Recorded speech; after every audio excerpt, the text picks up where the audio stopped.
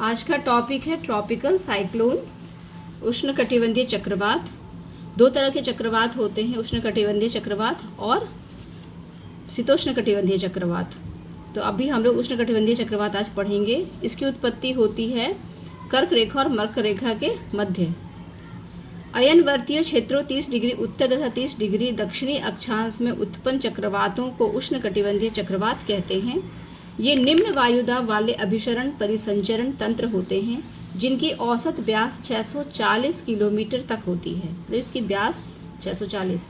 वायु संचरण की दिशा उत्तरी गोलार्ध में घड़ी की सुइयों के प्रतिकूल मतलब एंटी क्लॉकवाइज तथा दक्षिणी गोलार्ध में अनुकूल दिशा मतलब क्लॉकवाइज होती है। उष्णकटिबंधीय चक्रवात की विशेषता क्या क्या होती है? चक्रवात का आकार में पर्याप्त अंतर, 50 किलोमीटर से 600 किलोमीटर तक ये चक्रवात का व्यास होता है, रेडियस। विभिन्न गति 32 किलोमीटर प्रति घंटे से 200 किलोमीटर प्रति घंटे से भी अधिक रफ्तार से ये चलते हैं। ये सागरों के ऊपर तेज चलते हैं परंतु स्थलों पर पहुंचते ही क्षीण हो जाते हैं। गुप्त उष्मा के कारण सागर पर चलते हैं। गुप्त उष्मा क्या होता है? कोई भी वाष्प में से जब पानी निकलता है तो वाष्प क्यों बनता है? वाष्प बनता है क्योंकि उसमें टेम्परेचर प्लस वाटर दोनों होता है। लेकिन जब उसका पानी अगर किसी वाष्प में से पानी अगर प्रेसिपिटेट हो जाता है, कंडेंसेशन के बाद प्रेसिपिटेशन के बाद पानी निकल जाता है, तो उसमें जो टेम्परेचर जो बचा हुआ रहता है ना, उसी को गुप्त उष्मा कहते हैं। तो सागर के ऊपर चूंकि वेपर होता है तो उसमें ही गुप्त उष्मा होती है, जिस कारण ये सागर से गुप्त उष्मा उसको एनर्जी देता है उस चक्रवात को कंटिन्यू चलते रहने का।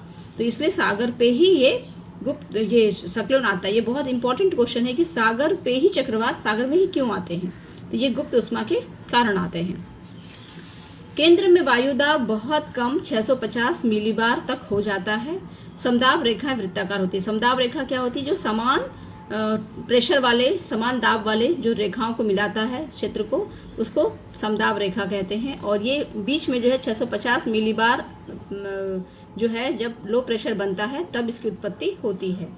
इसके वाताग्र फ्रंट नहीं होते हैं। फ्रंट क्या होता है? फ्रंट जब दो विपरीत टेम्परेचर की हवा जो है आपस में मिलता है आमने सामने तो फ्रंट का निर्माण होता है। तो इसमें फ्रंट का से नहीं होता है चक्रवात उत्पत्ति, बल्कि शीतोष्ण कटिबंध का जो चक्रवात होता है वो फ्रंट से उत्पत्ति उसकी होती है। इस चक्रवात में प्रत्येक भाग में वर्षा होती है। साधारण तौर पर ये व्यापारिक हवाओं के साथ पूर्व से पश्चिम दिशा में अग्रसर होते हैं। व्यापारिक हवा कहाँ से कहाँ चलती है? कैंसर और कैप्रिकॉर्न, कर्क और मकर रेखा के बीच में व्यापारिक हवा चलती है।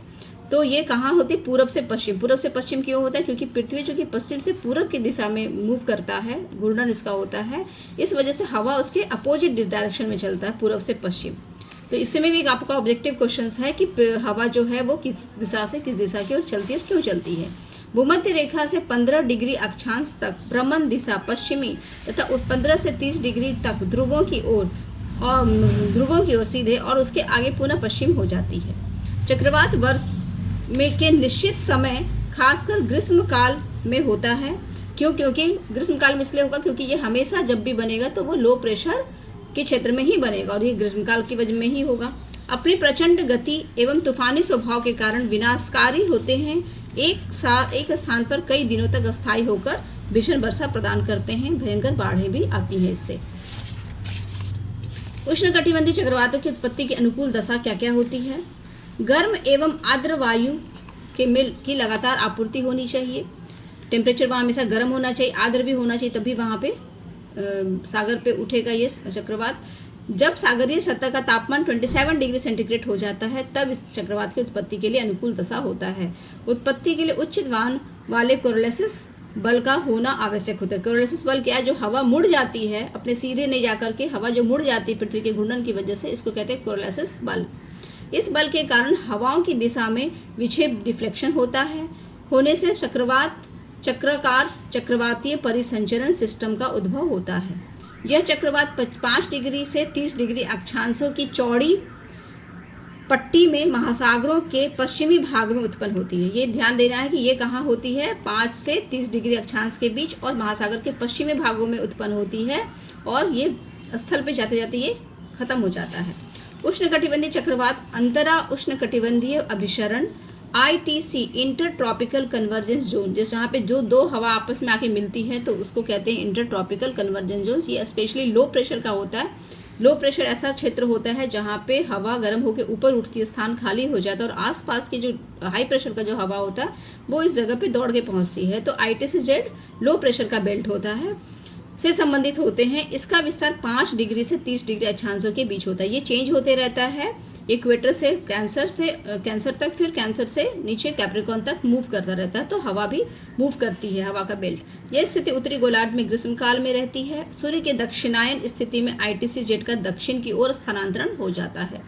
धरातलीय चक्रवातों के ऊपर 9000 से 15000 मीटर की ऊंचाई पर प्रति चक्रवातीय परिसंचरण चलता है। नेचुरली है कि जब हवा ऊपर उठ करके ठंडा होगा तो नेचुरली हवा क्या होगा कि नीचे फिर जाएगा, ठंडा होकर के नीचे भारी होकर बैठेगा। तो नीचे जो ऊपर से नीचे जो आता है उसको कहते हैं प्रति चक्रवात।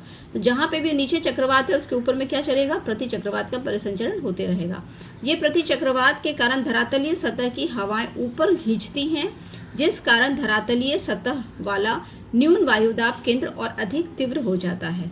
ये जो है, और प्रति चक्रवात क्या होगा कि वो उसको शक भी करेगा ऊपर से नीचे से हवा को ऊपर की ओर। तो दोनों होती है, एक तो गर्म होकर हवा ऊपर उठती है और प्रति चक्रवात जो उसको शक भी करती है, जिसकी वजह से और ज़्यादा न्यून वायुदाब का केंद्र बन जाता है और चक्रवात तीव्र हो जाता है। ये चक्रवात ITC-Z मंडल में छोटे छोटे वायुमंडलीय भंवरों के आसपास उत्पन्न होते हैं। यहाँ पे कहाँ पे होता है, ये ITC-Z के पास में होता है। अब उष्णकटिबंधीय चक्रवात के में मौसम कैसा होता है। उष्णकटिबंधीय चक्रवात से संबंधित मौसम। उष्णकटिबंधीय चक्रवातों के आगमन के पहले वायु मंद पड़ जाती है, परंतु शीघ्र ही तापमान बढ़ने लगता है, वायु दाब घटने लगता है, वायु का वेग बढ़ने लगता है, आकाश पर पक्षाभ में सर्कस क्लाउड दिखने लगते हैं, सागर की ऊंची तरंग उठने लगती हैं। जैसे ही चक्रवात नजदीक आ जाता है हवाएं तूफान का रूप धारण कर लेती हैं।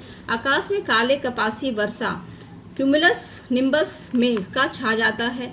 भीषण मूसलाधार वर्षा प्रारंभ हो जाता है। वर्षा का सामान्यता औसत 10 से 25 सेंटीमीटर तक होता है, परंतु मार्ग में अवरोध से 75 से 100 सेंटीमीटर तक वर्षा होती है। हमारे इंडिया में पूरा हिमालय रेंज में जब अवरोध होता है या वेस्टर्न घाट पे तो वर्षा 75 से 100 से क्या 200 सेंटीमीटर तक भी वर्षा होती है। आकाश पूर्णतः मेघाच्छादन हो जाता है, जिस कारण दृश्यता समाप्त हो जाती है। यह कुछ घंटे तक होता है। इसके बाद अचानक वायु शांत पड़ जाती है, वर्षा रुक जाती है, आकाश साफ हो जाता है। यह लक्षण चक्रवात के चक्षु मतलब इसको आई भी कहते हैं, चक्रवात का केंद्र को बताता है। मतलब जहाँ पे शांत होती है, जो चक्रवात होता है ना उसके आसपास में जो बीच सेंटर होता है उसको आई कहते हैं। वहाँ पे कोई मूवमेंट नहीं होता, उसके आसपास होता है। अगर कभी वहाँ पे रुक जाता है वर्षा या शांत हो जाता है, दैट मीन्स कि वहाँ वो स्थान जो चक्षु के नीचे है। वायुदाब न्यूनतम होता है। यह अवस्था लगभग आधे घंटे रहते हैं। इसके बाद चक्रवात का पृष्ठ भाग आ जाता है, घनघोर वर्षा प्रारंभ हो जाती है। यह दशा लंबे समय तक बनी रहती है। जैसे जैसे चक्रवात आगे बढ़ता जाता है वायु बढ़ता जाता है, वायुदाब और वायु वेग मंद पड़ने लगता है तथा बादलों का आवरण हल्का होते जाने से वर्षा क्षीण हो जाती है। चक्रवात के आगे निकल जाने पर आकाश से बादल छट जाते हैं और मौसम साफ हो जाता है। इस ढंग से चक्रवात आने के जो पूरे जो लक्षण हैं वो ये सब हैं और चक्रवात का जो पूरा सर्कल होता है वो कंप्लीट होता है। उष्णकटिबंधीय भागों में चक्रवातों के 6 प्रमुख प्रदेश हैं। कहाँ कहाँ पे कौन कौन सा चक्रवात आता है ये बहुत इंपॉर्टेंट है, ऑब्जेक्टिव क्वेश्चंस में आते हैं। पश्चिमी द्वीप समूह मैक्सिको की खाड़ी और कैरेबियन सागर में ये इसका उत्पत्ति होती है ज़्यादा। पश्चिमी उत्तरी प्रशांत महासागर, फिलीपींस द्वीपमाला, चीन सागर, पूर्वी चीन तथा जापान द्वीपमाला में होती है। अरब सागर एवं बंगाल की खाड़ी में, दक्षिणी हिंद महासागर, मेडागास्कर के आसपास, पश्चिम दक्षिण प्रशांत महासागर तथा ऑस्ट्रेलिया का भी उत्तरी तटीय भाग में होता है। किस किस में जगह पे कौन कौन से नाम से जाना जाता है चक्रवात का अलग अलग नाम है। हरिकेन उत्तरी अटलांटिक महासागर खासकर कैरेबियन सागर तथा दक्षिण पूर्वी USA में इसे हरिकेन कहते हैं। टाइफून कहाँ कहते हैं, उत्तरी प्रशांत महासागर खासकर चीन सागर तथा चीन के पूर्वी तथा दक्षिणी तटीय प्रदेशों तथा दक्षिण पूर्वी एशिया में टाइफून कहते हैं। चक्रवात बांग्लादेश और भारत के पूर्वी तटीय प्रदेशों में, जो बांग्लादेश में होता है, उड़ीसा में आता है अक्सर। विली विली ऑस्ट्रेलिया में जो चक्रवात आता है उसको कहते हैं। टैफू जिसको जापान में जो आता है उसको कहते हैं। बैजियो फिलीपाइंस में जो आता है उसको कहते हैं। अब हम लोग जो है इसको हम लोग देखेंगे मैप में। ये जो है मैप जरूर बनाइएगा और मैप में आप देखिएगा कि कहाँ कहाँ पे क्या क्या चक्रवात आते हैं। ये हमारा होगा तो ये वर्ल्ड मैप को लेकर के इसमें चूंकि कहाँ से कहाँ तक आता है 0 डिग्री से ये 30 डिग्री के आसपास में होता है। ये आपका हो गया इक्वेटर। ये यहाँ पे इंडिया है। इंडिया में कहाँ कहाँ पे आता है चक्रवात? नेचुरली है कि जब दो जो है ना व्यापारिक हवा आपस में मिलती है तो, और यहाँ पे क्या है, पूरा का पूरा ओशियन है, बे ऑफ बंगाल है और अरेबियन सी है। इस पे जो हवा है यहाँ पे लो प्रेशर का बन जाता है राजस्थान के पास में, और हाई प्रेशर से हवा जो है इस तरफ दौड़ती है और यहाँ पे आकर के बारिश, पूरा यहाँ पे तूफान आता है। क्योंकि चक्रवात जो उष्णकटिबंधीय चक्रवात वो पूरब से पश्चिम जाता है, तो इधर हमारा जो अरेबियन सी से बारिश कम होती है, इधर अरेबियन सागर में, अरेबियन कंट्री में बारिश होती है, लेकिन यहाँ पे जो है बे ऑफ बंगाल से पूरे भारत में बारिश होता है।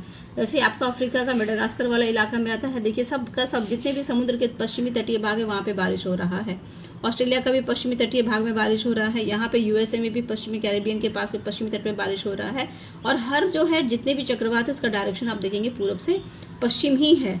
तो ये एक बना देंगे इसका, और सबका अलग अलग जो नाम है आपका यहाँ पे है। यहाँ पे आपका चक्रवात कहलाता है, यहाँ पे विली विली कहलाता है ना, और हरिकेन कहलाता है यहाँ पे जो यूएसए है। तो इसको एक जरूर डायग्राम इसमें हम लोग बना देंगे। Thank you.